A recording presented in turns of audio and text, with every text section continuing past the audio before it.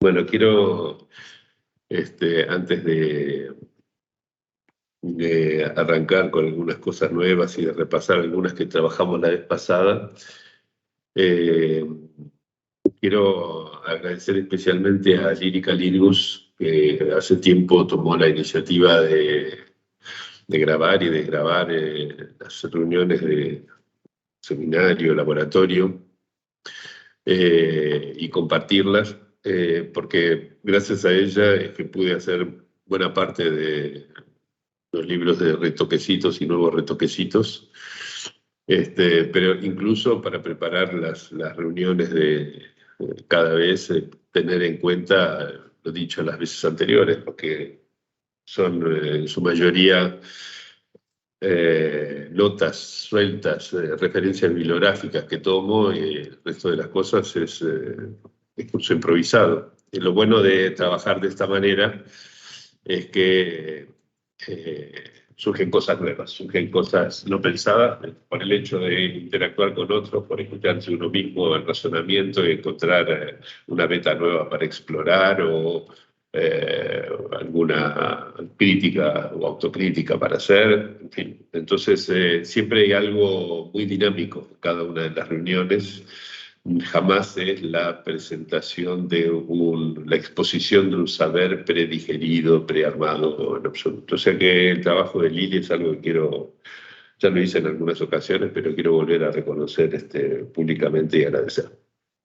En particular, para la reunión de hoy, fue fundamental, inclusive inspiró en buena medida el ordenamiento que quería darle más allá del repaso de cosas anteriores, porque hubo muchas cosas, puntas sueltas que quedaron de la vez anterior, que surgieron al calor de la discusión y de repensar ciertas cuestiones dichas por Lacan en varias oportunidades, que había olvidado prácticamente por completo. Solo recordaba algunas de ellas. Así que gracias a la transcripción que mandó, que hizo y que compartió Lili, es que pude retomar varias de estas cosas que quiero discutir hoy.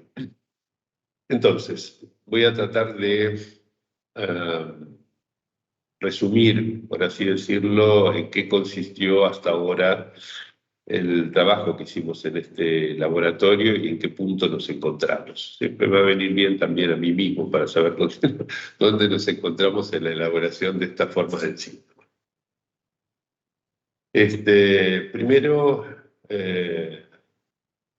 planteé, bajo el título de Ida y Paul, la idea presente en Lacan desde su tesis de psiquiatría y no abandonada jamás, que en las estructuras clínicas, las cuales se basan los diagnósticos de estructura, tienen una función y un alcance muy limitados y secundarios respecto de lo que es la experiencia analítica, mientras que lo fundamental es encontrar la lógica que define cada caso en su singularidad, teniendo en cuenta que esa singularidad necesariamente y por definición pone en tela de juicio algunos de los universales con los cuales intentamos circunscribirlo, si no, no sería singular.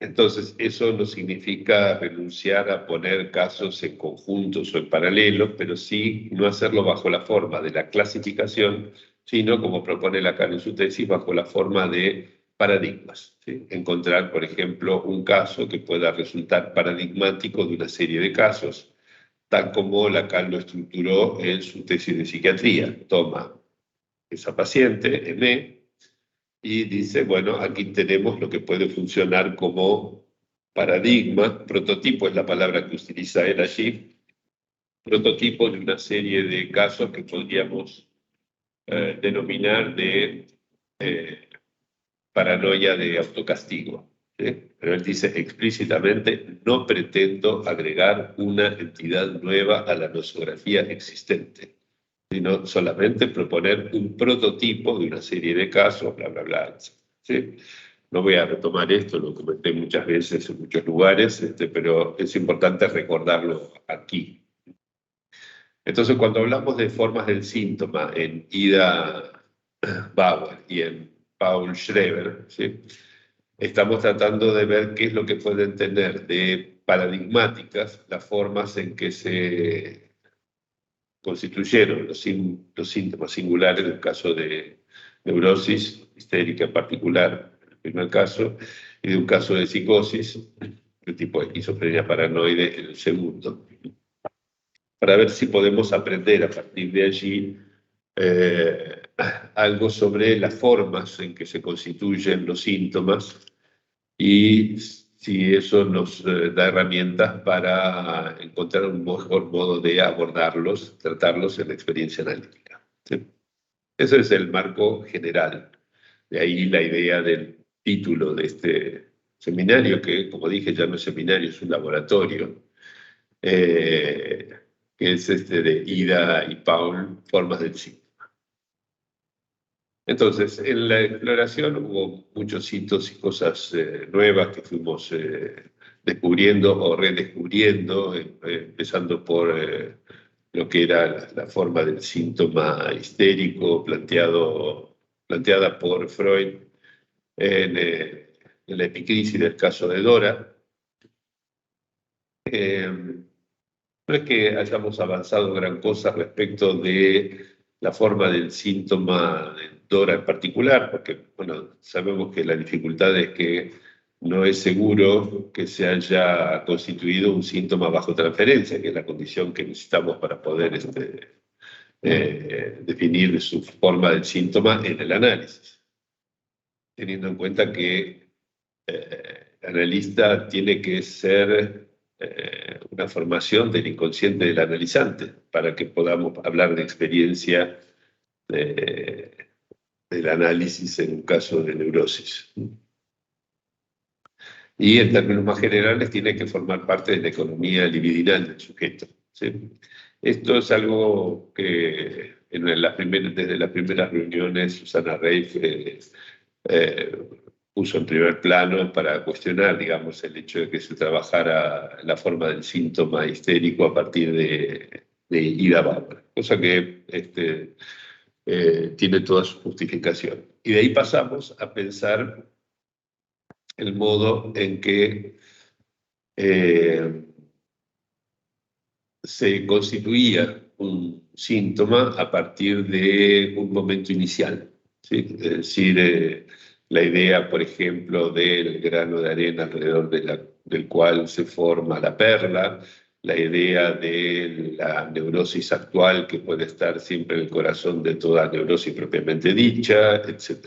¿Sí? Es decir, una idea, podríamos decir, de una especie de secuencia lógica de formación del síntoma a partir de un elemento inicial que luego determina en parte la evolución no solamente del síntoma como tal, sino de la enfermedad y la cura misma. La discusión nos llevó a interrogar, ya más recientemente, mucho de estas reuniones, nos llevó a interrogar qué son los registros. ¿Sí? Porque al principio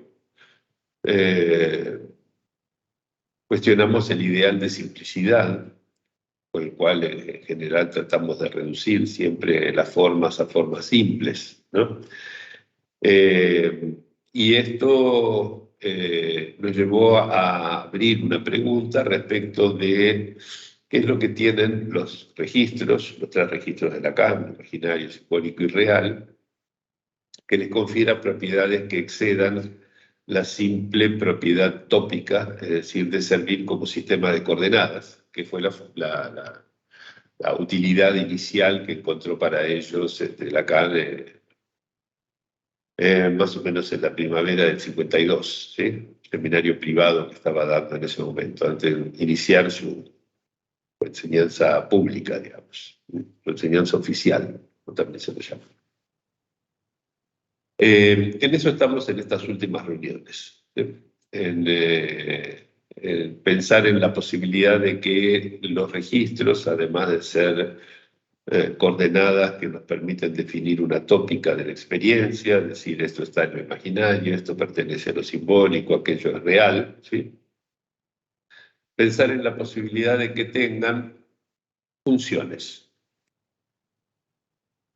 Es decir, que no sean simplemente localizadores, sino que realicen ellos mismos ciertas operaciones, cual los elevaría a una dignidad algo diferente de la de meras coordenadas, que no es poco para la experiencia analítica, pero les otorgaría ciertas funciones.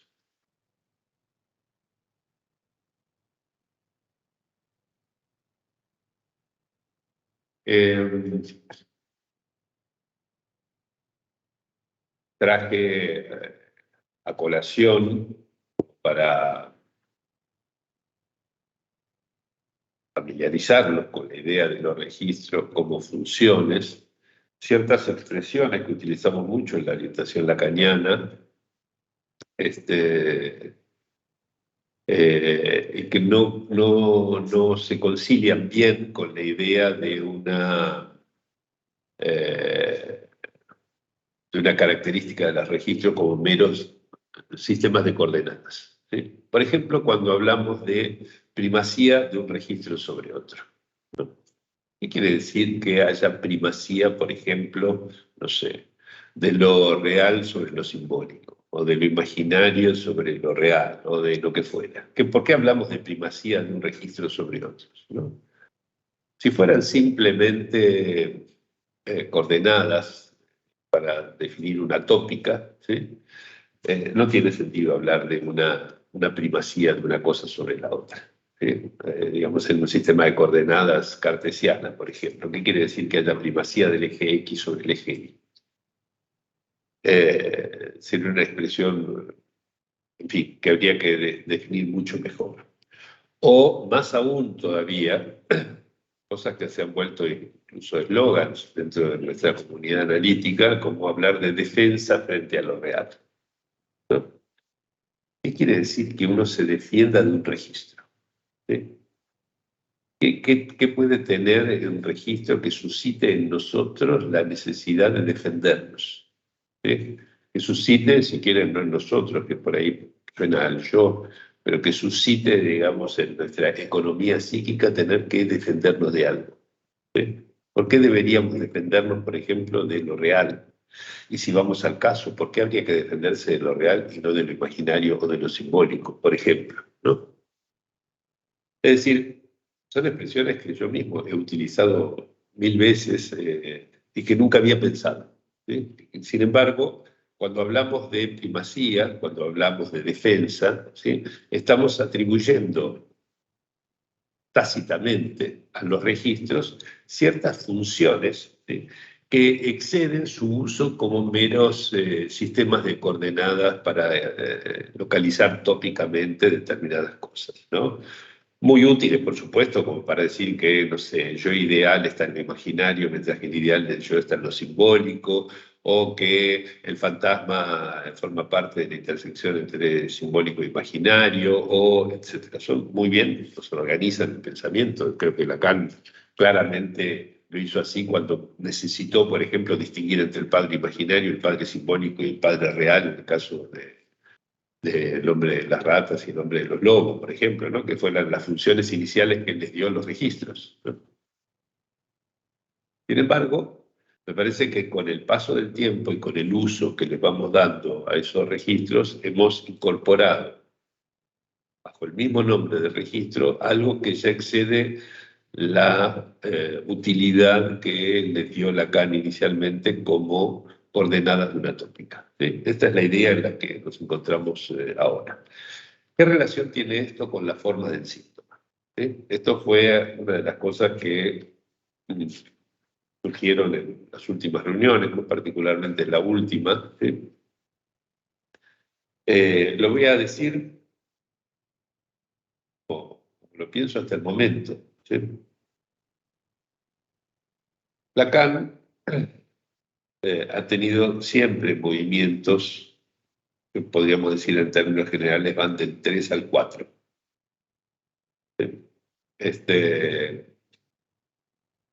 Por ejemplo, plantea un significante representa el sujeto para otro significante. ¿Sí? Relación entre tres elementos. ¿Sí? Pero luego agrega un cuarto elemento que es heterogéneo respecto de los otros tres. Y con eso arma los discursos. ¿No? El objeto A. O, por ejemplo, última enseñanza. ¿Sí? Tiene sus tres registros de siempre, simbólico, imaginario, real. ¿Sí? Plantea que hay algo que puede estar un poquito por fuera de eso. ¿Sí? Seminario 22, la existencia del síntoma respecto del inconsciente. Estudia el caso de Joyce, es un muy buen ejemplo, porque la estructura que él deduce en el seminario 22 para esa existencia del síntoma es un síntoma hecho de escritura y que tiene por lo menos algo que está por fuera del inconsciente. Y el caso de Joyce es justamente el de alguien que constituyó su síntoma por medio de la escritura y desabonado del inconsciente, como dice Lacan, ¿no? Entonces es como caso clínico para poner a prueba esa hipótesis, es perfecto, digamos, ¿no?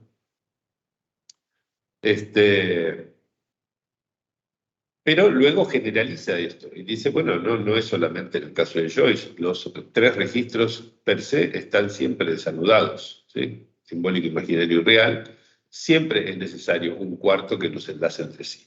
¿Sí? Y esto es el avance del seminario 24. Ya había sido sugerido en el seminario 21 en algún momento con el tema de los nombres del padre, la necesidad de distinguir los registros entre sí, etc. No me voy a meter con eso. Pero sí menciono, digamos, que eso finalmente va del 3 al 4, nuevamente allí. ¿Sí? Es decir, pasa de los tres registros, imaginario, simbólico y real, a un cuarto que es heterogéneo respecto de los otros también. ¿Sí? Porque no es que el Santón, ¿sí? Nombre de ese cuarto, no es que sea un registro más. ¿Sí?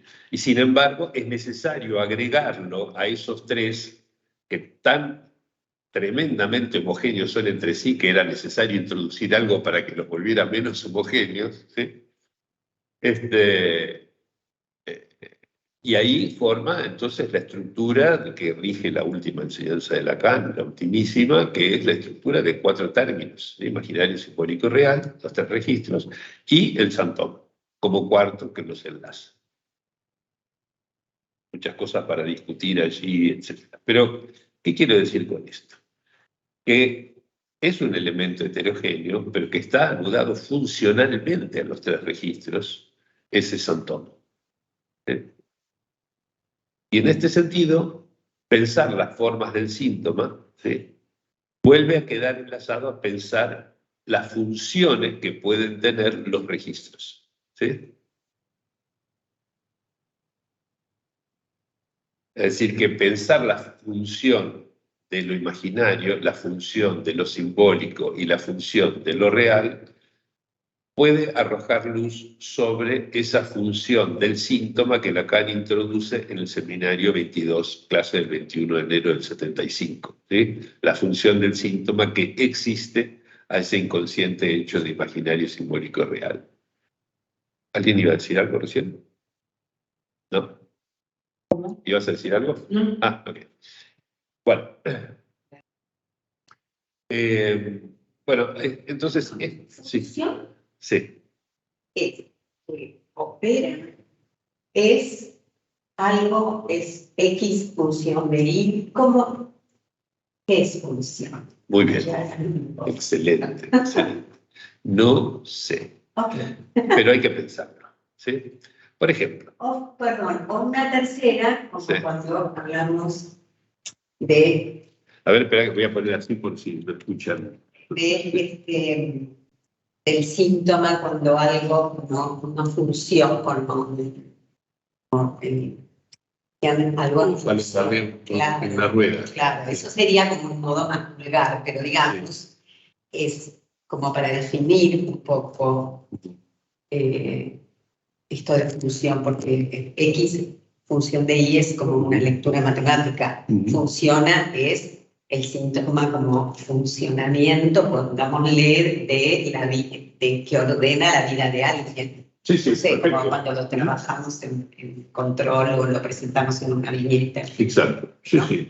Sí, es una muy buena pregunta y la dejo abierta porque no quiero darle una respuesta apresurada.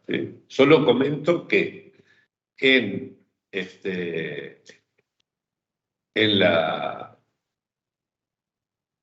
clase del 21 de enero del 75 de RCI, cuando Lacan define la función del síntoma,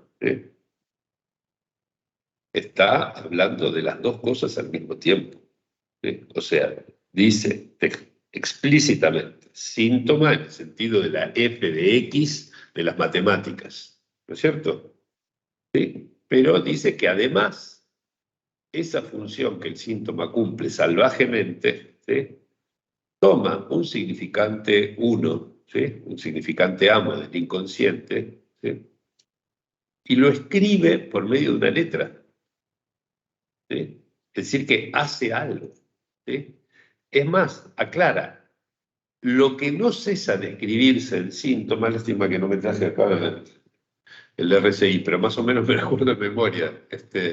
Lo que no cesa de escribirse del síntoma depende de eso, justamente de la existencia de esa función, ¿sí? Es decir, que el síntoma no cesa de escribir ese significante amo por medio de una letra. Y eso es lo que da cierta esperanza de que pueda operarse sobre el síntoma, reventar el síntoma por medio del equívoco, ¿no? ¿Por qué? Porque el equívoco lo que hace es romper el significante amo por medio de otra letra, ¿sí? Entonces, si lo que hacía el síntoma era escribir incesantemente un significante amo, ¿sí?, por medio de una letra, ¿sí?, una letra como la queramos entender. Voy a pedir, Viviana, por favor, por la baja calidad de la transmisión, si podés apagar la cámara. Gracias. Decía, esa escritura, ¿sí?, del significante amo por medio de una letra. Si nosotros rompemos ese significante amo por medio de esa operación interpretativa llamada equívoco, ¿sí?, entonces existe una posibilidad, ¿sí?, de crear algo nuevo, ¿sí? Es decir, que no siga escribiéndose por medio de la misma letra ese significante amo, ¿sí?, porque el significante queda quebrado por el equívoco, ¿sí?, cosa que no es fácil de lograr, ¿sí?, pero que suele organizar nuestra clínica, porque al fin y al cabo, todas las interpretaciones que hacemos, ¿sí?, en su mayoría procuran cortar un significante ambos respecto del resto de la cadena, ¿sí? Cortamos la sesión, cortamos la palabra, cortamos la frase, etc. Son apuestas de interpretación para ver si efectivamente eso adquiere la dignidad de un significante ambos, ¿sí?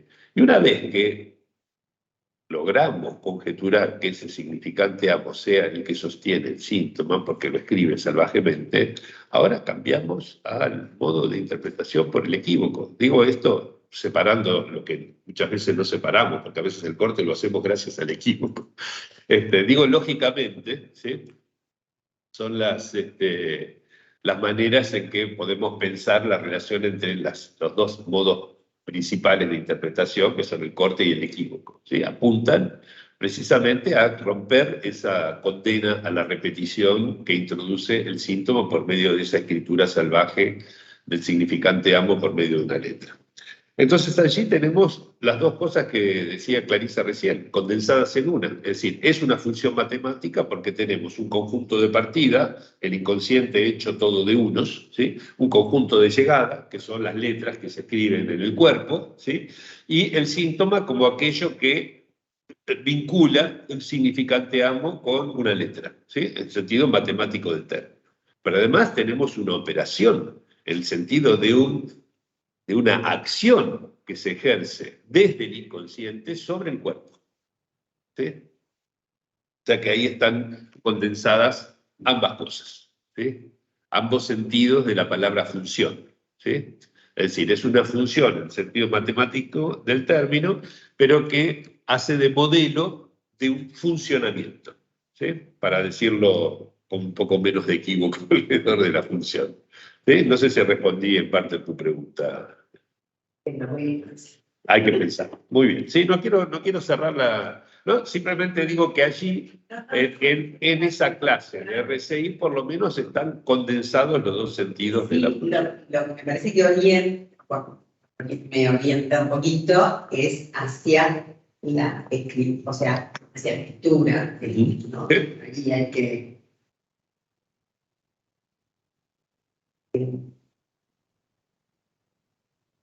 Porque en esto que acabas de explicar, podría aplicarse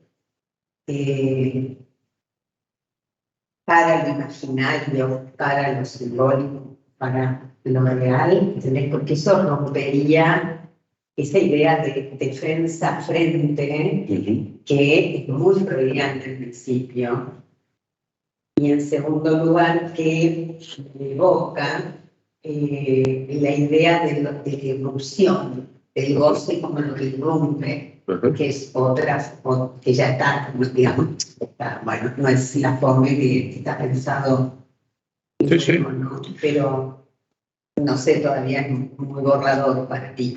Yo confieso que esta idea de defensa frente a lo real, para mí evocaba las mismas dos cosas que te evocan a vos, digamos, Freud y la idea de defensa sobre todo, y la idea del goce como lo real que irrumpe, ¿no? Así lo pensé durante décadas en mi vida, pero confieso que últimamente,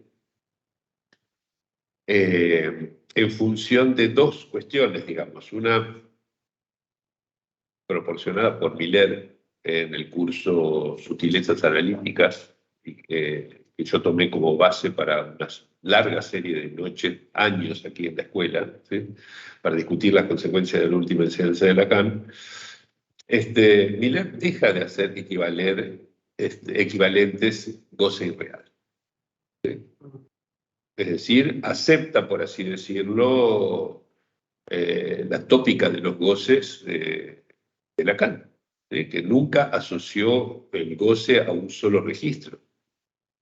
Si en algún momento deslizó que el goce era lo real, inmediatamente lo corrige, amplía y dice otras cosas que no tienen que ver con eso, pero donde lo pone explícitamente siempre es entre dos registros o entre los tres, el A minúsculo, por ejemplo.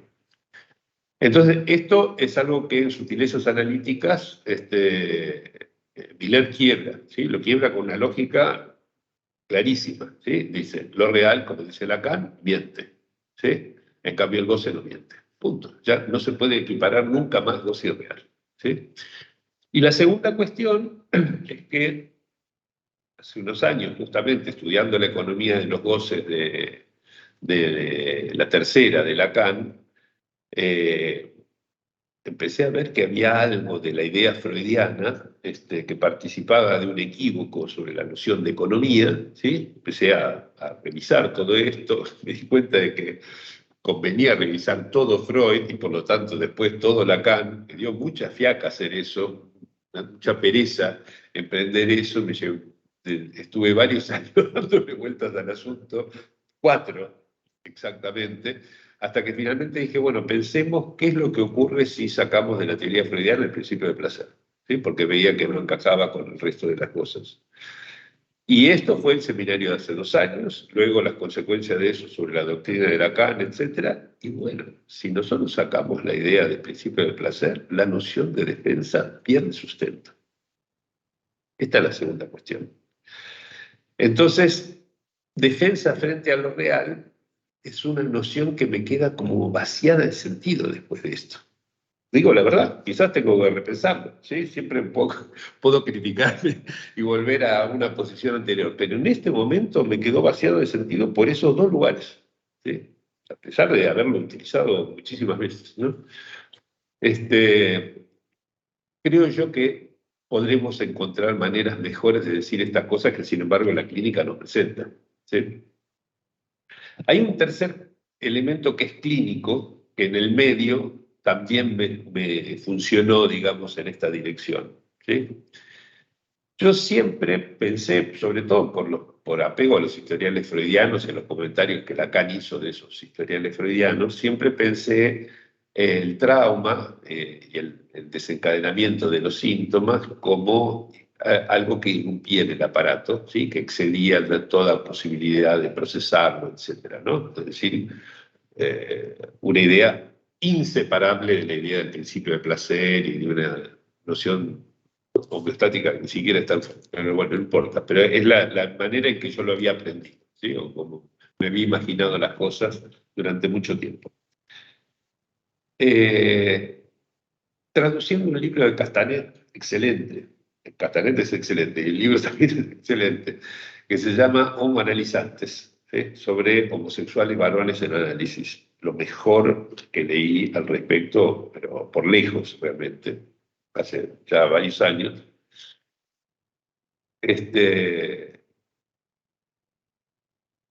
Encontré, son casos clínicos comentados, muy bien presentados, muy bien estructurados, etcétera, muy bien llevados adelante, la dirección de la cura impecable realmente, ¿sí? Todos casos de neuróticos, salvo uno que es un perverso, y hay un caso aparte que es Genet, el dramaturgo francés, sí. Jean Genet, a partir de sus entrevistas, a partir de su correspondencia, a partir de, digamos, cosas de su vida, entender lo que le pasó, porque hubo un trauma muy atípico, digamos, en Genet, ¿sí? Y es un trauma que no se concilia en absoluto con la idea de algo que haya irrumpido, que haya excedido el aparato porque desbordó de goce, desbordó de lo que fuere. Es justo todo lo contrario, más bien parece como si algo hubiera producido una pinchadura general del globo de los goces. Bueno, entonces, justo en ese momento estaba trabajando la tercera, la economía de los goces, qué sé yo, y eso también me cambió un poco la idea de que haya que pensar siempre el trauma como algo que irrumpe. Lo que es seguro es que el trauma, ya sea típico freudiano o el atípico de Genet, ¿sí? Es un acontecimiento que cambia la economía de los goces. Eso es seguro. Eso es un trauma, ¿sí? Tiene que dejar una marca duradera, por así decirlo, que haya trastornado lo que era la forma anterior de la economía de los goces en el sentido de los más y los menos, digamos, ¿no? De esos goces. Bueno, así que por eso es que confieso que la idea tan trillada, digamos, de defensa frente a lo real, no me convence desde el punto de vista doctrinario ni clínico hoy en día. Entonces creo que tendremos que encontrar maneras mejores de expresar esto, que sin embargo es como una imagen clínica que nos satisface, nos hace clic, ¿sí? Sería esto de pensar el trauma de esta manera como un acontecimiento que cambia esa economía de otro. Bueno, cuando estaba traduciendo la tercera para una revista lacaniana y después me dediqué un año a comentarlo acá en el seminario, traducir es una experiencia muy particular, porque uno entra como en un síndrome de Pierre Menard, es decir, tiene que imaginarse qué quiso decir la persona en el momento en que bueno, parece que cuando vos intervenís no se escucha bien, me pusieron en el chat, así que la próxima vez te lo acerco un poco más. Voy a poner así para que hables, porque seguramente no escuché tu intervención recién. ¿Se ve en la pantalla bien? Sí. No, la pregunta era qué era lo que se cambiaba en relación a esta economía de los goces en relación al trauma, si no es esto que rompe, ¿no? O sea, ¿cómo se jugaba eso? Sí. Sí, le decía, cuando al traducir hay que pensar cada palabrita, digamos, hay que entender la lógica de la secuencia, que viene antes, que viene después, etc. Entonces, uno se ve confrontado por ahí, digamos, a no quedarse simplemente con una idea general, sino más bien de detalle de la cosa, ¿no? Y la imagen que yo me pude dar para traducir ese texto, ¿sí? Era una imagen que yo lo puedo resumir en una fórmula matemática. Es la idea de Lacan es esto: goce de la vida más goce fálico más goce del sentido, ¿sí? Igual constante. No sé si se ve en el pizarrón esto, ¿verdad? ¿Lo ven ahí? Alguien que me diga si sí o si no de lo que están mirando por internet. Sí, se ve. Se ve. Bueno, pero bueno. Entonces, esto sería el goce fálico. El goce del sentido son aquellos que por medio de las interpretaciones se pueden reducir. ¿Sí? Se puede reducir este fálico por medio del equívoco, este por medio del corte, ¿sí? Y si la suma es constante, la acción conjunta de estas dos reducciones tiene que tener como consecuencia un incremento del goce de la vida. Que posiblemente a eso se refería Lacan en la última definición que da de la experiencia analítica, cuando dice que es un sesgo práctico para sentirse mejor. Lo cual no quiere decir que sea algo bueno, digamos, ¿no? Pero bueno, está. Y tenemos esta constante, ¿sí? Es decir, algo que para cada uno puede ser diferente, pero que es una constante, si quieren, entre comillas, ¿sí? Porque es una constante que ciertas experiencias pueden hacer variar, ¿sí? Y esas cosas que pueden hacer variar el valor de la constante son justamente los traumas. Pueden hacer que ese valor de la constante, por ejemplo, sea creciente, ¿sí? O se reduzca, caso lleno, ¿sí? Esta es la idea. ¿Sí? Entonces, algo que perturba esta economía de los goces, ¿sí? De manera traumática, ¿sí? Puede ser por la vía de cambiar la constante, o hay casos como el de Juanito, donde simplemente lo que tenemos es una irrupción de goce fálico por ternura de la madre, como dice el padre en la carta a Freud, ¿no? Y lo que hace es alterar, digamos, ¿no? Alterar redistribuir, por así decirlo, el valor de cada uno de esos goces sin haber cambiado aparentemente lo que sería esa constante. Bueno, en fin, hay muchos problemas ahí que se pueden discutir. Pero la idea, digamos, del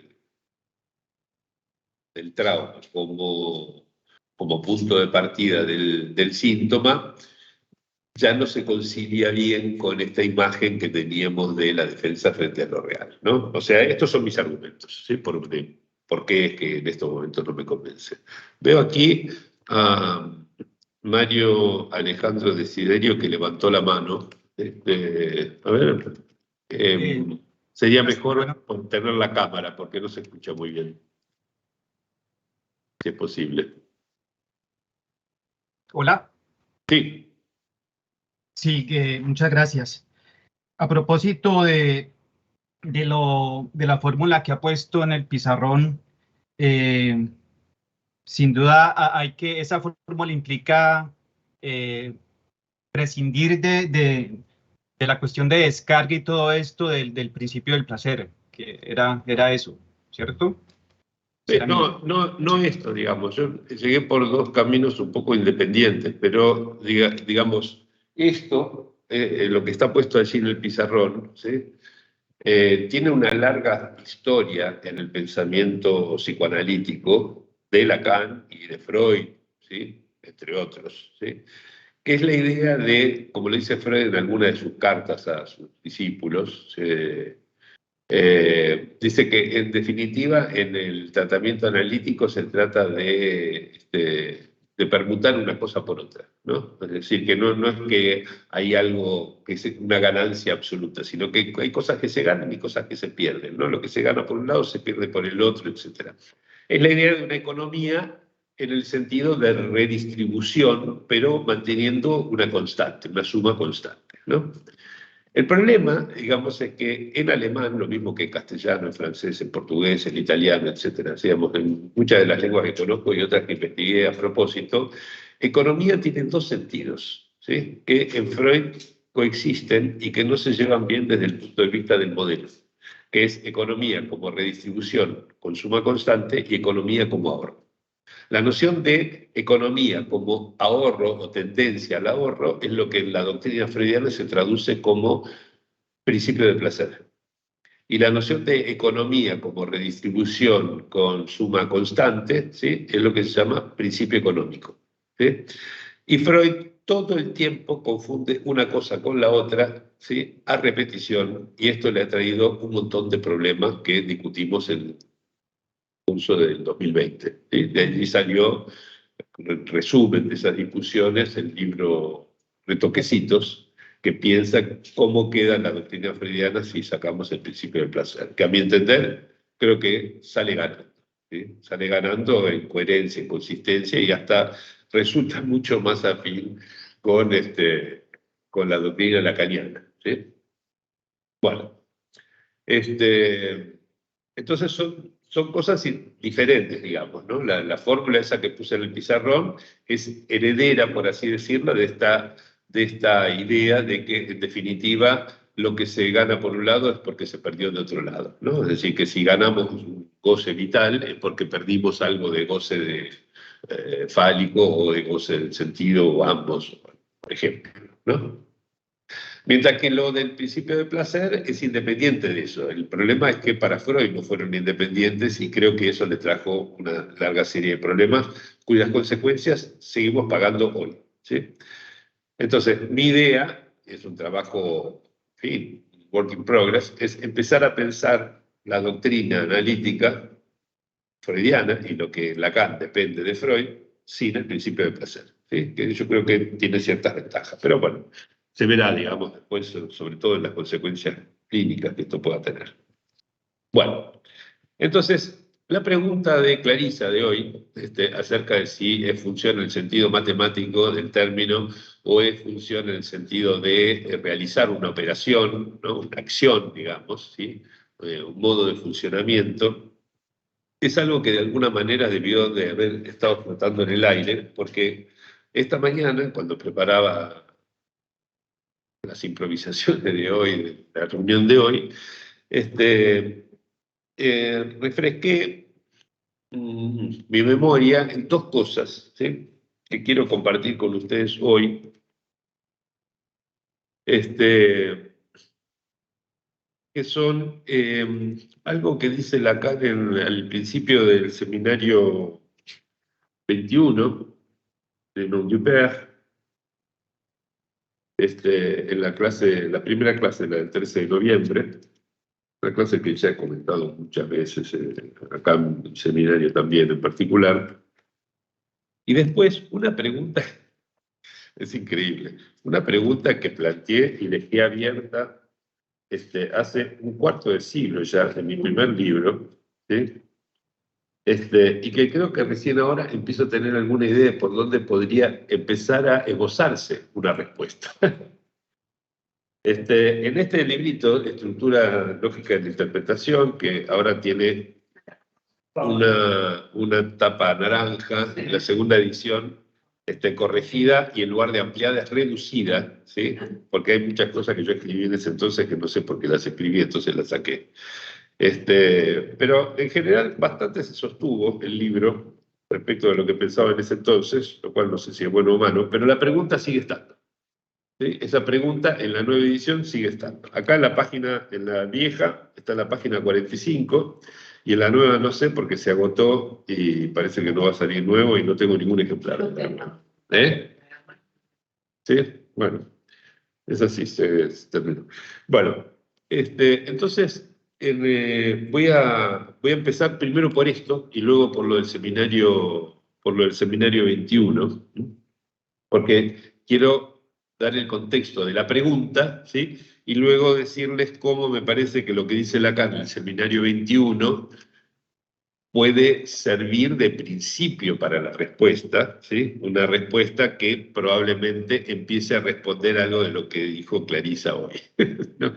Así que vamos a ir paso a paso, lentamente, tenemos mucho tiempo por delante, etc. Bueno, esta pregunta, que en esta primera edición aparece en la página 45, está en el capítulo 3 del libro, el capítulo se llama Sistemas Lógicos, y es el resumen, más o menos, cómo es que cómo es que se arma un sistema lógico.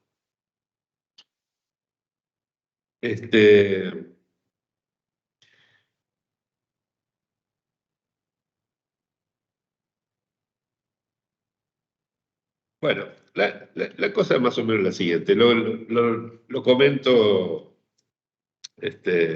rápidamente porque a veces es bueno tener esta idea de cuestiones de lógica, ¿no? ¿Cómo se arma cualquier sistema lógico, ¿no? Cualquier sistema lógico. Por ejemplo, hace poco terminé de traducir Lacan Redivivus, el número especial ese de Omnicar que salió el año pasado, que está muy bueno realmente. Y tiene contribuciones de 20.000 autores, algunos familiares de Lacan, etc. En particular un nieto, hijo de Miller, que es matemático. ¿Sí? Que trabaja en su contribución es hablar de una entidad matemática y hacer ciertos comentarios acerca de eso, mechados con breves comentarios acerca de su abuelo. ¿Sí? Pero digamos, es un trabajo de matemático. ¿Sí? Es casi yo diría el mejor homenaje que como matemático podía hacerle a su abuelo, digamos, ¿no? Pero está bien claro cómo plantea de entrada ciertos pequeños elementos con los cuales va a empezar a trabajar, ciertas reglas con los cuales se va a empezar a trabajar, y a partir de allí se construye, ¿no? Entonces, para armar un sistema lógico,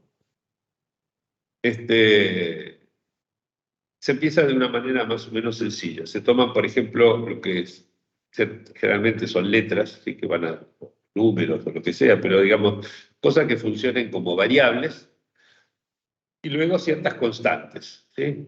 En general se usan para definir operadores, ¿sí? Por ejemplo, puedo decir que P, Q, R, etcétera, ¿sí? Son mis variables, ¿sí? Y, por ejemplo, definir algunos simbolitos como esta B da vuelta o esta B al derecho o esta rayita horizontal, y decir que son, por ejemplo, operadores de conjunción, disyunción y negación respectivamente, ¿no? Lo pongo cerquita para los que están viendo de lejos. Bueno, entonces,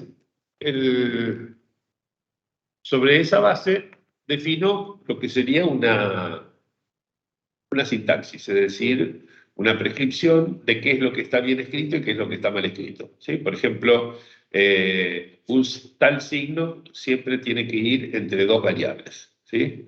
O tal otro solo puede ir delante de una, pero no detrás de una, o entre dos, o lo que sea, ¿sí? Es decir, reglas de formación de fórmulas bien formadas, así es como se llama en lógica, ¿sí?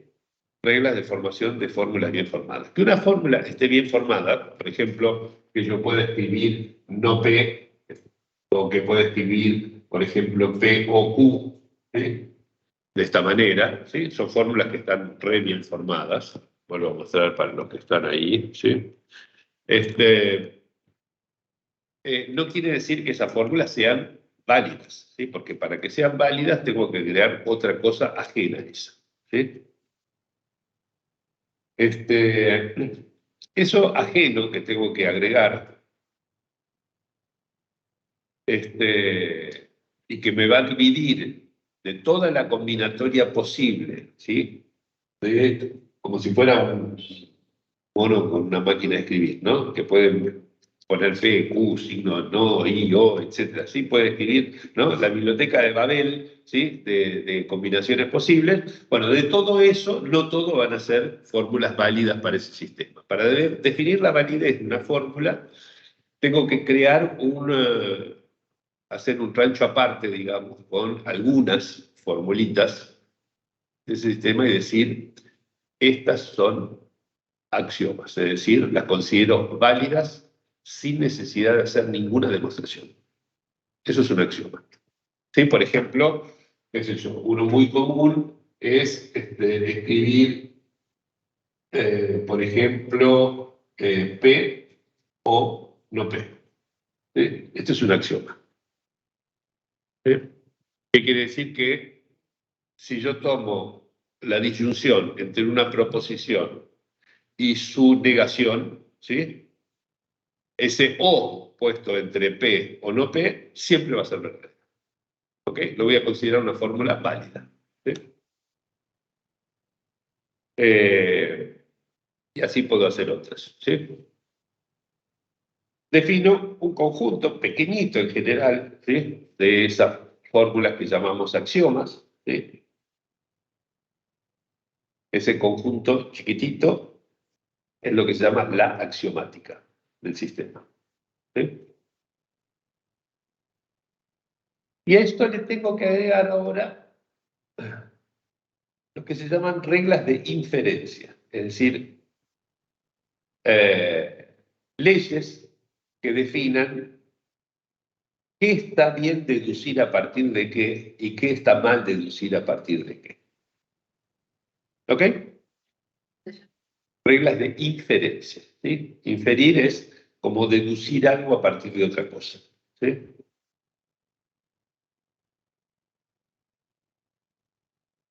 Entonces, ¿qué ventaja tiene eso?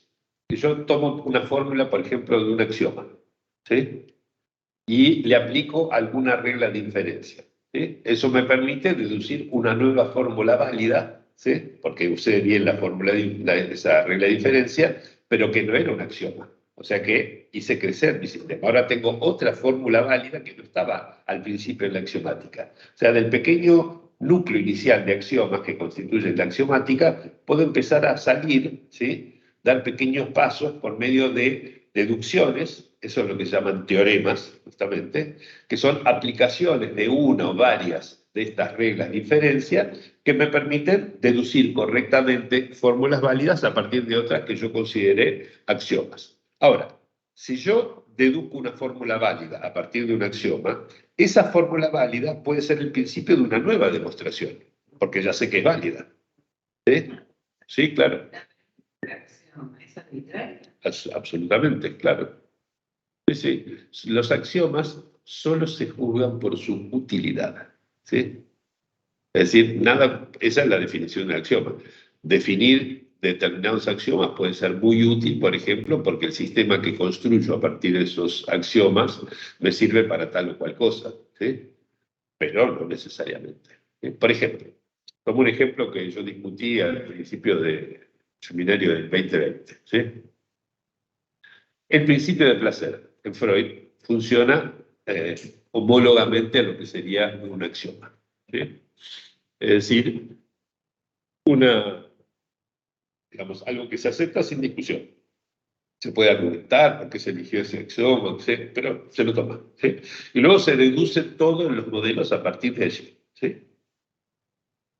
Es exactamente lo mismo que podríamos decir respecto de los axiomas de la geometría de Euclides. ¿Sí? Cuando Euclides dice existen infinitos puntos, infinitas rectas, infinitos planos, ¿sí?, uno de los primeros axiomas de la geometría de Euclides, por ejemplo, nadie le va a decir, pero ¿y por qué, macho? No puede ser que haya infinitos puntos, pero no infinitas rectas. ¿Sí?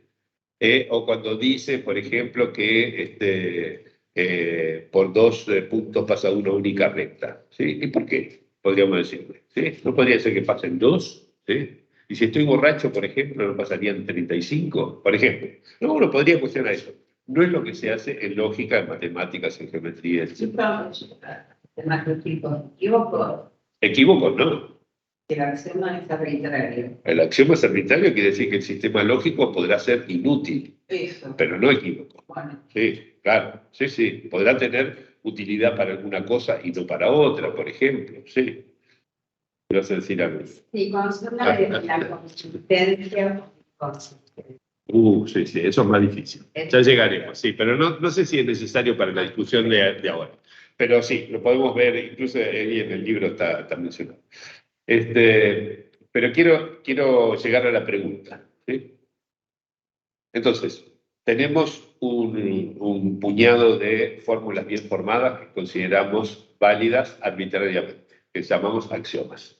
Ese conjunto pequeño en general es la axiomática. Tenemos ciertas reglas ahora de derivación o de inferencia, que nos permiten, a partir de algo que es válido, deducir algo que será válido. Eso nos permite salir del conjunto pequeño de los axiomas e ir creando cada vez más fórmulas válidas, ¿sí? ese número puede ser enorme, tal vez infinito, ¿sí? No necesariamente es infinito, pero puede ser enorme, ¿sí? Y eso me va a dar el conjunto de todas las fórmulas válidas de ese sistema. ¿Ok? Entonces, dentro de la biblioteca de Babel, ¿sí? De todas las combinaciones arbitrarias de signos que yo puedo hacer, ¿sí? Algunas de ellas estarán bien formadas, ¿sí? De todas las fórmulas, un subconjunto están bien formadas, y dentro de las bien formadas, algunas de ellas serán válidas, y otras no, por supuesto, ¿sí? Y así es como yo puedo armar un sistema lógico, ¿sí? Que podrá ser, por ejemplo, consistente, completo, inconsistente, incompleto, cosas que ya, digamos, pasan a un nivel lógico de análisis de qué tipo de sistema lógico es. Pero todos los sistemas lógicos se construyen igual, ¿sí? Entonces, esto, en la página 95 de este libro, desde el cuarto de siglo, ¿sí? Digo lo siguiente, ¿sí? Resumo esto, ¿sí? Los pasos para constituir y desarrollar un sistema lógico son, primero, definir variables y constantes; segundo, definir la sintaxis, o sea, cómo se forman las fórmulas bien formadas; definir las reglas de inferencia; cuarto, definir la axiomática; y quinto, aplicar las reglas de inferencia a los axiomas para desarrollar teoremas que constituyan nuevas fórmulas válidas del sistema, es decir, tesis, ¿sí? Cada teorema agrega una tesis que puede a su vez ser punto de partida de nuevos teoremas, ¿sí? Este proceso permite, en principio, ampliar indefinidamente el número de fórmulas válidas del mismo, ¿está? Así planteada la cuestión, ahora vamos a llegar a la pregunta. Así planteada la cuestión, vemos que hay una suerte de génesis implícita en la construcción de un sistema lógico. Podemos imaginar un ser incansable, un autómata lógico, haciendo este trabajo inferencial a partir de los axiomas y desplegando en su operatoria el campo de validez, ¿sí? Para decirlo con una imagen. Su hardware estaría constituido por las letras. Su software vendría dado por las reglas sintácticas y de inferencia. Su input son los axiomas y su output, teoremas y tesis, ¿sí? Ahora bien, y esta pregunta adquiere todo su valor aquí. Aquí llega la pregunta. ¿Por qué trabaja? Es decir, ¿por qué haría todo esto? ¿Sí? ¿Por qué hace todo esto en lugar de quedarse quietito? ¿Sí? Es, de alguna manera, ¿sí? Una vez que construyó todo eso, es la misma pregunta que le plantea Cineas a Pirro, que comenté aquí hace unos 2 años, ¿no? Está citado también, si mal no recuerdo, por Miller en Causa y Consentimiento, ¿sí? Pirro era el general que se hizo tristemente famoso por sus conquistas, ¿no? Cuando hablamos de, claro, de las batallas pírricas, son aquellas batallas en las cuales se gana la batalla perdiendo todo el ejército, ¿no? Pero bueno, el tipo, en algún momento, Cineas le pregunta, filósofo, digamos, le pregunta a Pirro por qué quiere darle la guerra a, no sé, Sicilia, pongámosle, ¿no? Entonces dice, bueno, para expandir nuestro imperio, no sé qué. Y entonces, ¿y para qué quiere? Y porque una vez que tengamos Sicilia podemos salir a conquistar no sé qué, no sé cuánto, no sé qué. Y así siguiendo, ¿no? Hasta que en un momento le dice, bueno, ¿y para qué quieres conquistar el mundo? Pongámosle, bueno, así finalmente voy a poder descansar por haber logrado... No sé. Y entonces, Cineas le dice, ¿y por qué no empezar directamente por descansar? ¿No? Entonces Miller se ríe con mucho humor de eso, diciendo, bueno, que la idea del principio del placer y su relación con la pulsión de muerte es más o menos la misma, ¿no? Si en definitiva todo lleva a la descarga y la pulsión de muerte, ¿por qué no ir directamente ahí? ¿No? ¿Por qué darse todo ese rodeo que es la vida, etcétera? Se podría ir directamente así, bueno. Bueno, ¿por qué no empezar por morirse un poquitito directamente? Entonces sería bien. Bueno. Entonces, evidentemente, ¿sí? Pirro está en lo cierto y Cineas, el filósofo, está equivocado. Cineas lo que está haciendo es enunciar el principio del placer, ¿sí? O sea, si fuera por el principio del placer, ¿por qué no se queda descansando y comiendo uvas y total no necesitaba hacer nada, ¿no? En cambio, Pirro le dice es que sin eso no hay goce. ¿sí? Recordamos más activo. Exactamente. Sin eso no hay goce, ¿sí? Es decir, que justamente el goce no está en quedarse quieto comiendo una uva, ¿sí? Es lo que al principio de esta exploración Diego Copo había nombrado con una expresión que me pareció perfecta, que era: el principio del placer conduce a una vida desinteresada. Es fantástico eso, realmente, ¿no? Cuanto menos cosas nos interesen, más principio del placer se cumple, ¿no? Bueno, sacarnos de encima ese axioma freudiano, ese prejuicio freudiano del principio del placer, nos lleva a concebir al ser hablante más bien como un Lustsucher, ¿sí? Como un buscador de goces. Es una expresión que el propio Freud utiliza en otro contexto, ¿sí? Como un buscador de goces, es decir, como procurando tener siempre más y más variados goces, ¿sí? En cantidad y en cualidades, ¿sí?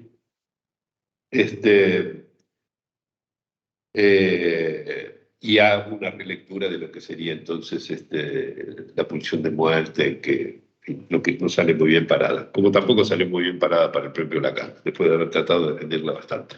Entonces, esta pregunta, ¿sí? ¿Por qué trabaja este sistema lógico? ¿Sí? Tiene exactamente el mismo carácter que la pregunta que le hacía Cineas a Pirro, ¿sí? ¿Por qué tomarse tanto trabajo? ¿Sí? Entonces, hay un principio de respuesta, que es porque hay goce comprometido en eso, ¿sí? Acá escuchan, Beatriz García mandó en el chat decir si habría diferencia entre axioma e hipótesis. Es un poco distinto, sí, es un poco distinto el axioma respecto de la hipótesis. Pero la distinción no es fundamental para lo que estamos diciendo, ¿sí? Los axiomas siempre están en el punto de partida, las hipótesis son proposiciones que aceptamos temporariamente como verdaderas, pero no eternamente como verdaderas. Tenemos luego que utilizarlas para formar tesis, etc. Pero bueno, eso ya en un libro de lógica lo pueden ver con facilidad. Igual lo quería dejar a mi querida Beatriz de responder. Bueno. Entonces, ¿por qué trabaja el autómata lógico? Tiene una respuesta de la índole de la respuesta que podría darle Pirro a Cineas, ¿sí? Y esto es lo que me parece que podemos poner en causa cuando hablamos de función del síntoma en el sentido en que lo planteaba Clarisa hoy, ¿sí? No solamente como una función matemática, sino como una actividad, ¿sí? Una actividad, una acción, ¿sí? Que en este caso sería la de escribir incesantemente un significante amo por medio de una letra, en el caso de lo que plantea Lacan en el seminario RC. Si hace todo eso, si no se queda quietito y cumpliendo con las órdenes del principio del inexistente principio del placer, entonces quiere decir que hay goce en juego, ¿sí? Y esto es algo que puede llevarnos a avanzar en la dirección de pensar los registros como funciones, ¿sí? Funciones que entonces podrían estar comandadas por modos de gozar, ¿sí? Es decir, ¿por qué lo imaginario haría determinadas funciones y lo simbólico cumpliría determinadas funciones? ¿Por qué se tomarían ese trabajo si no fuera porque de ellos se extrae algún goce? ¿Ok? ¿Se entiende más o menos la lógica de la cosa? Por eso te decía, Clarisa, que un poco tu pregunta debió de haber estado en el aire de las cosas que veníamos discutiendo, porque llegué a plantearme la misma pregunta y fui a buscar referencias que prácticamente anticipaban algo de tu pregunta, o inclusive un principio, no diría del principio de respuesta, sino algunas herramientas para empezar a pensar posibles respuestas, ¿sí? Entonces, vamos a la primera clase del seminario 21, ¿sí?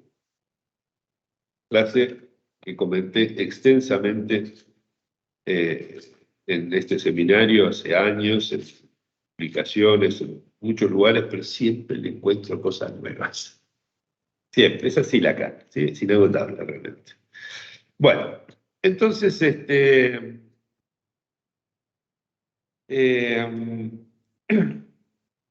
no encontré la versión castellana, así que tendré que improvisar un poco la traducción. ¿Sí? En esta primera clase, de un seminario que tiene por título Un equívoco, Le Nom du Père, ¿sí? Y que Lacan aprovecha para entrar directamente en tema, o sea, no es un mero juego de palabras, sino que ese equívoco le permite formular algo que novedoso, que introduce en esa primera clase de ese seminario, ¿sí? Y que se distingue del modo en que él venía pensando la relación entre significante, significado y letra hasta ese momento, ¿sí? Desde el principio de su apelación a la lingüística en los años 50. ¿Está? O sea que es una clase impresionante, impactante, digamos, por el giro que introduce. ¿Sí? En definitiva dice, en Le Nom du Père, escrito como lo que traduciríamos al modo de los no engañadizos cierran, ¿sí? O Le Nom du Père, escrito al modo de lo que traduciríamos por los nombres del Padre, ¿sí? Dice, hay el mismo saber, por supuesto, porque es un solo significante, que se escribe de dos maneras distintas, pero es un solo significante. Y si es un solo significante, porque recuerden que el significante es lo que escuchamos, ¿no? La imagen acústica. ¿Sí? Si es un solo significante, por oposición, porque es lo único que define el significante, el sistema oposicional, se opone a un mismo saber, no a dos saberes distintos, es uno solo. Si es el mismo S1, ¿sí? Y es el mismo S2, ¿cómo puede ser que nos dé dos significados distintos? ¿Sí? Es la refutación de la tesis de instancia de la letra. ¿Sí? En instancia de la letra, ustedes recuerdan, había otra función ahí, ¿no? Esa función que, a partir de un significante S y un significante S', definía, por más o por menos, metáfora, metonimia, ¿sí? La producción del significado, ¿sí? Acá tenemos el mismo S, el mismo S', y sin embargo, dos significados distintos. ¿Qué quiere decir? Que en instancia de la letra, Lacan se comió precisamente la función de la letra, ¿sí? Que no pudo incluirla allí. ¿Sí? Y eso es lo decisivo. ¿Sí? Tenemos tenemos el S1 y el S2, si quieren, con los matemas clásicos, ¿sí? No me definen, ¿sí? El mismo sentido, sino distintos sentidos. ¿Por qué? Debido a la relación entre el significante y la letra, es decir, a la dimensión del equívoco. ¿Sí? Bueno, entonces acá Lacan, esto es lo que, de las cosas interesantes que siempre descubre, ¿sí?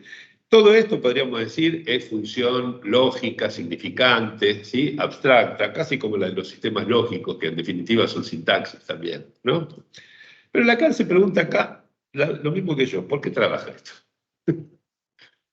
¿No? Dice, yo les doy,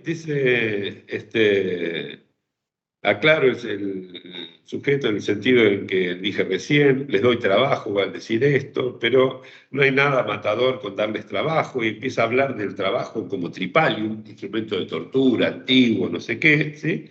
Y dice el trabajo, fíjense cómo pasa, ¿no? Les doy trabajo, que en definitiva es una apelación a por qué están ustedes acá tomándose el trabajo de entenderme en lugar de estar en su casa al lado del Pirro comiendo uvas, ¿sí?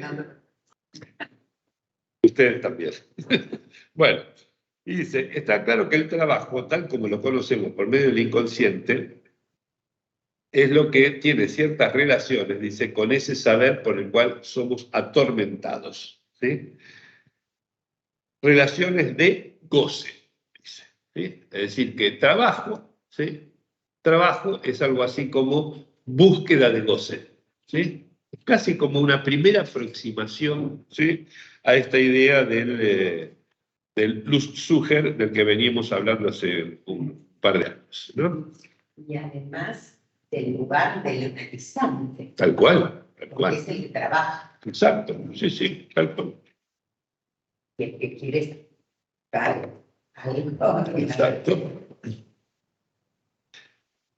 Bueno, entonces habla ahí de la comprensión, etcétera, ¿no? Dice cosas interesantísimas, como por ejemplo que lo imaginario es tan importante como los otros registros. Muy bien, ¿sí?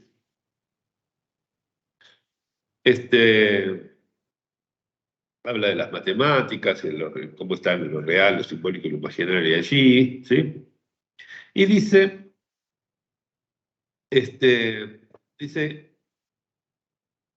lo imaginario es lo que detiene el desciframiento. ¿Sí? Es decir, nosotros tenemos algo, ¿sí? Algo que funciona como un enigma para nosotros, ¿sí? Algo que tiene el valor de, digamos, de un elemento articulado, ¿sí? Es decir, algo que podemos plantearnos como a descifrar, ¿sí? Un jeroglífico en la pared de la pirámide de Keops, ¿sí? Entonces, podemos querer descifrarlo, ¿sí? Y empezar a hacer todo un trabajo, etc. Lo imaginario rápidamente le da un sentido, ¿sí? Esto es un pajarito, y esto es un ojito, y esto es una viborita, y así, ¿no? Con lo cual no ganaríamos el premio Champollion, seguramente, pero así funciona. Rápidamente alguien me dice algo, me mira de cierta manera y le doy un sentido, ¿sí? A veces puedo padecer de ese sentido de la manera paranoica por la interpretación que doy de eso, ¿no es cierto? Pero lo imaginario tiene esta función, ¿sí? Dice, es lo que detiene el desciframiento, ¿sí? Dice, hay que detenerse en algún lugar, ¿sí? Y dice, tarde o temprano, ¿sí? Hay que detenerse. Mejor temprano que tarde, ¿sí? Tan temprano como se pueda, digamos, no estar toda la vida en ese devaneo del desciframiento, ¿sí? Y dice a continuación esto, que es a donde apuntaba esta introducción. Dice, lo imaginario es siempre una intuición de lo que hay que simbolizar.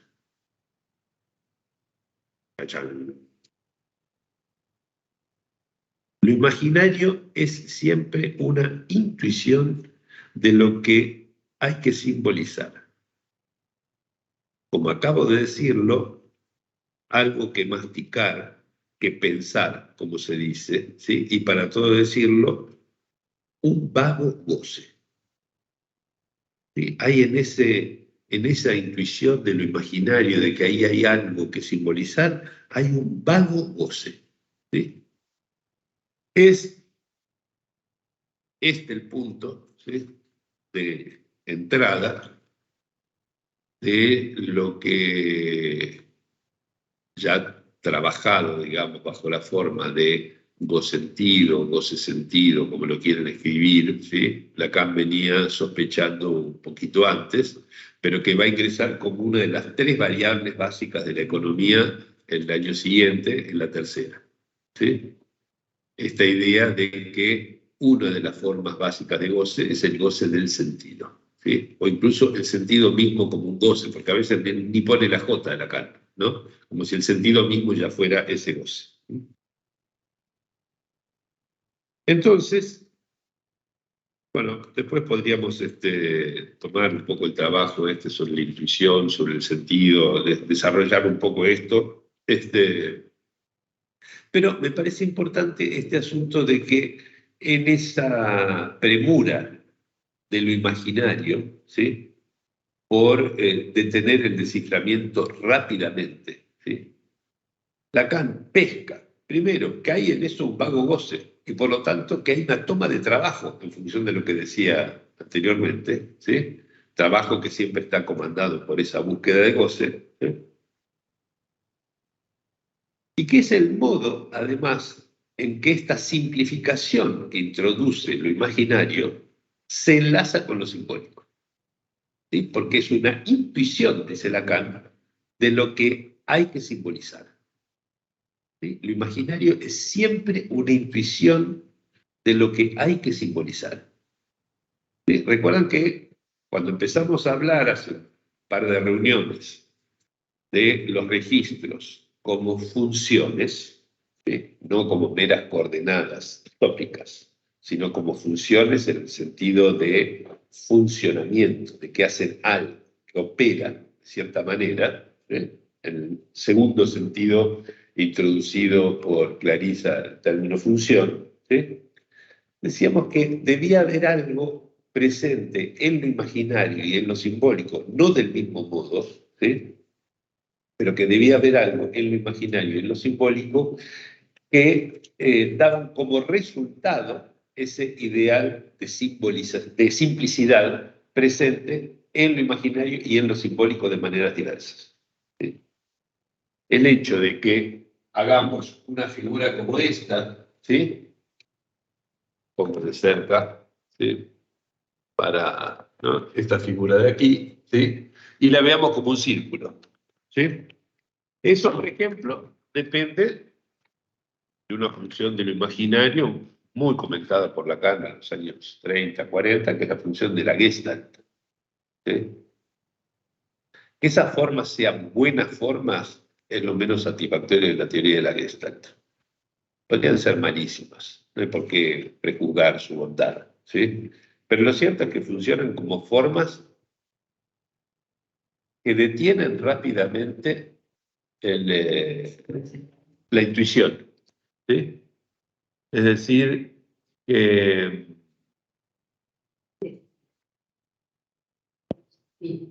claro, le dan, por así decirlo, un tope a la respuesta a la pregunta ¿qué es esto? ¿Qué es esto? Un círculo. Decimos es un círculo. No se parece, no es ni cerrado ni redondo, ¿no? Pero decimos eso es un círculo. ¿Sí? ¿Qué dibujó esta persona en el pizarrón? Un círculo. ¿Sí? Es algo que detiene el desciframiento, ¿sí?, rápidamente. ¿Sí? Le hace clic con algo. Y esto, ese clic, lo introduzco a propósito, porque tiene que haber en esto también un goce del encastre. ¿Sí? Es decir, de una cosa que pude hacer encajar en otra. ¿Sí? Y lo simbólico también participa de manera diferente de ese ideal de simplicidad. Por eso es que busco reducir fórmulas complicadas a fórmulas sencillas, por ejemplo. ¿Sí? Por eso es que requiero, para complementar una fórmula matemática, un modelo imaginario con el cual describo lo que está pasando, etc. ¿Sí? Es cosas para estudiar con mucho más detalle que esto que estoy planteando aquí, que es un esbozo nada más. ¿Sí? Pero simplemente lo que digo es que en este comentario de Lacan, del seminario 21, ¿sí?, puede haber algo que nos permite entender el modo en que se enlazan entre sí lo imaginario y lo simbólico en esta premura por simplificar. ¿Sí? Porque dice, lo imaginario, ¿sí?, es muy interesante como lo dice, ¿no? Dice, es la intuición, es siempre la intuición de lo que hay que simbolizar, o de lo que hay para simbolizar, depende de cómo lo quieran traducir. ¿Sí? Es decir que de esto hay que simbolizar esto. ¿Sí? Hay un modo en que lo imaginario me dirige, digamos, hacia la simbolización posible. No me dice cuál va a ser la simbolización. ¿Sí? Pero el último tramo del seminario del año pasado, cuando extraíamos las consecuencias en Lacan de erradicar el principio del placer freudiano, ¿sí?, veíamos que eso dejaba no solamente para el objeto, sino para las estructuras, ¿sí?, un papel determinante a lo imaginario que no tenía en otras concepciones anteriores y del objeto que terminó siendo real o semblante, ni de la estructura que parecía ser siempre simbólica, digamos, ¿no?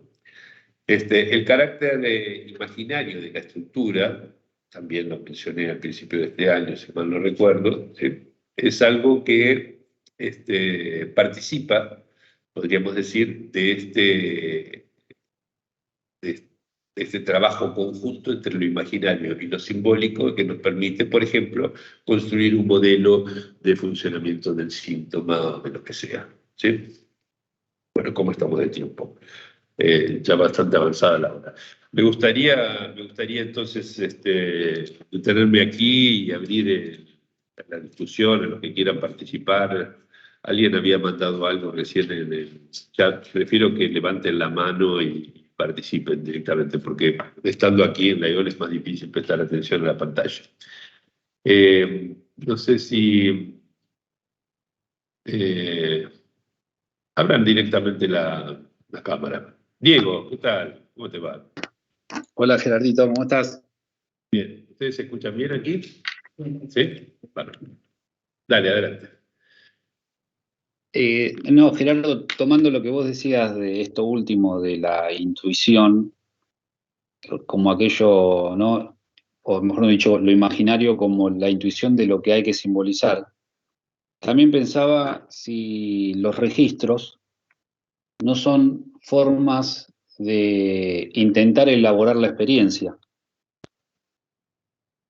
Sobre la base del concepto de experiencia, bueno, podríamos pensar que hay formas de elaborar la experiencia.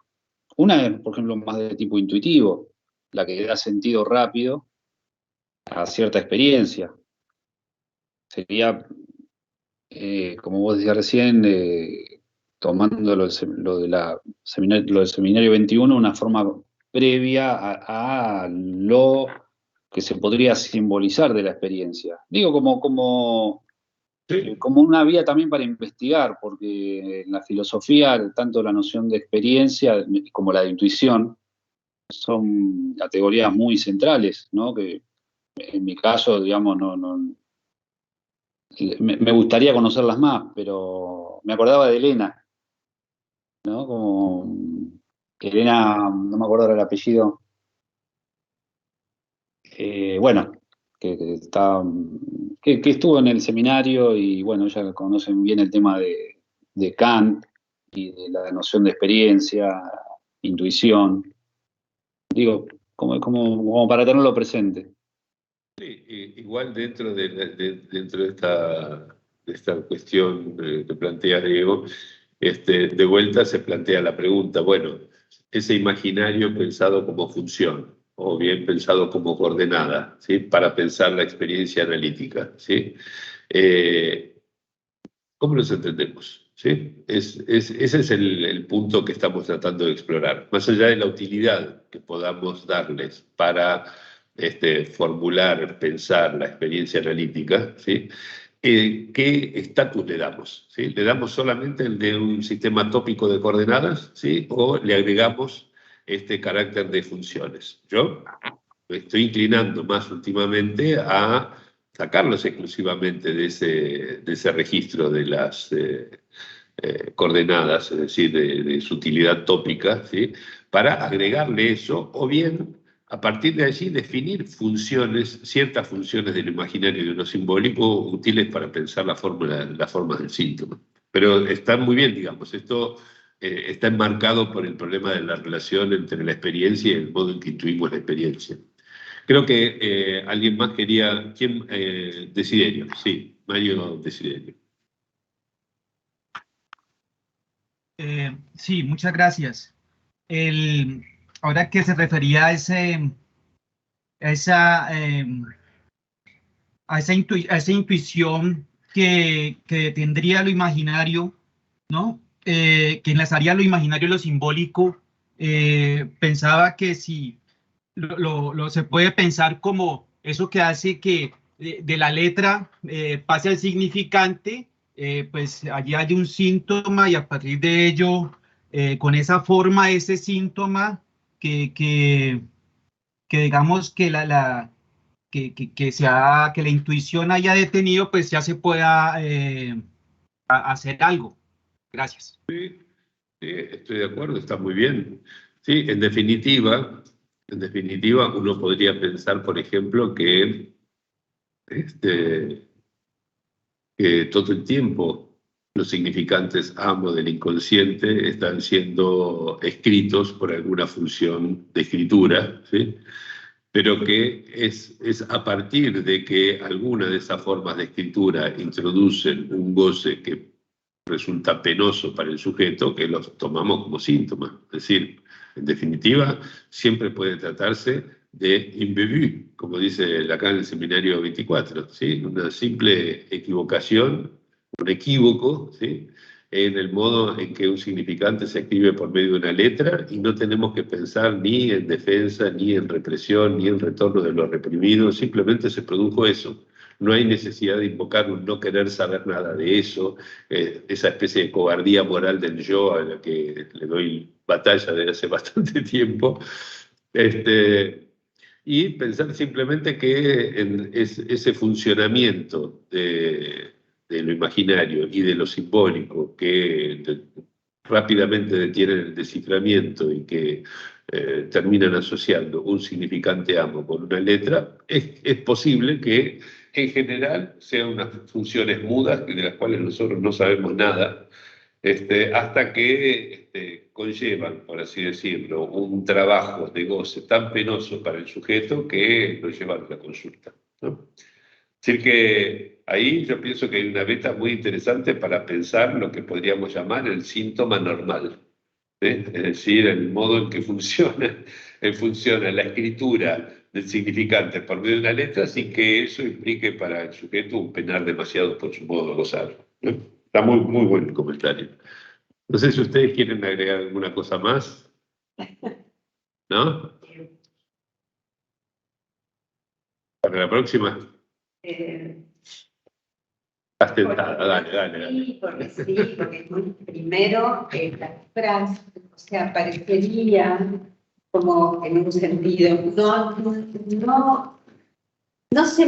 no me parece que para pensar, a ver, tengo que ir en contra de intentar como rápidamente enganchar imaginario simbólico, porque me parece que, digamos, por lo que dice acá, es una intuición de lo que hay que simbolizar, pero eso no quiere decir que tenga éxito. Exacto.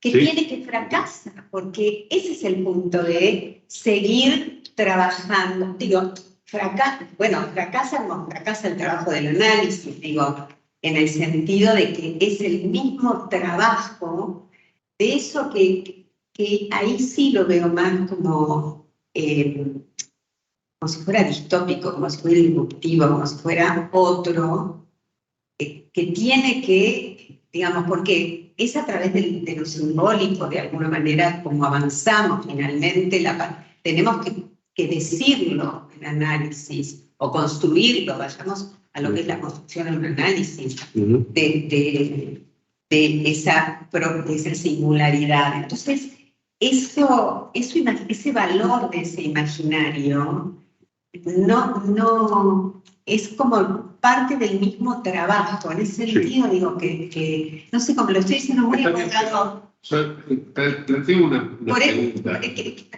¿A qué voy? Porque por algo que decía Diego de Kant. Leía el otro día, en el primer seminario de Lacan, por qué hace una referencia sobre la cuestión de la orientación. Y lo refiere al texto de Kant, cómo orientarnos en el pensamiento. Y ahí Kant habla de la representación simbólica y de la representación imaginaria, a la cual le da un nombre en alemán.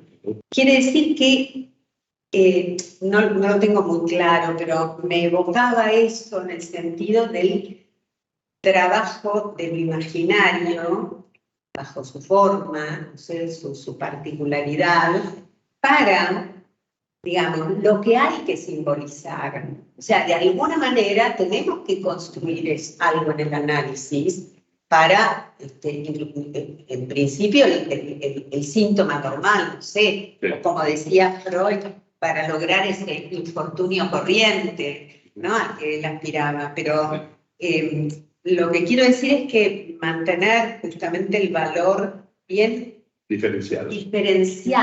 Sí. No ir a la... aun cuando dice intuición de lo que hay que simbolizar, me parece que el inconsciente, digamos, el pensamiento, el análisis, ¿no?, también irrumpe. Uno va hablando y las imágenes te interceptan eso que uno va diciendo. No sé, ¿cómo lo explico un poco? Está claro. Solo un asterisco, como nota al pie, digamos, de esto, que es, no utilizaría la noción de fracaso. Que fracase en hacerlo, no me parece que sea necesario. En este sentido, digamos, que fracaso presupone un ideal de éxito, ¿sí? Y creo que sería mejor, ¿sí?, que sería mejor no introducirlo como hipótesis. De paso le comento esto a Beatriz, que había preguntado, ¿sí? No es un axioma y no necesitamos introducirlo como hipótesis para pensar la cuestión. Mejor pensemos cómo funciona, ¿sí?, en lugar de pensar si habría un ideal de éxito de esa función. Pero eso es independiente.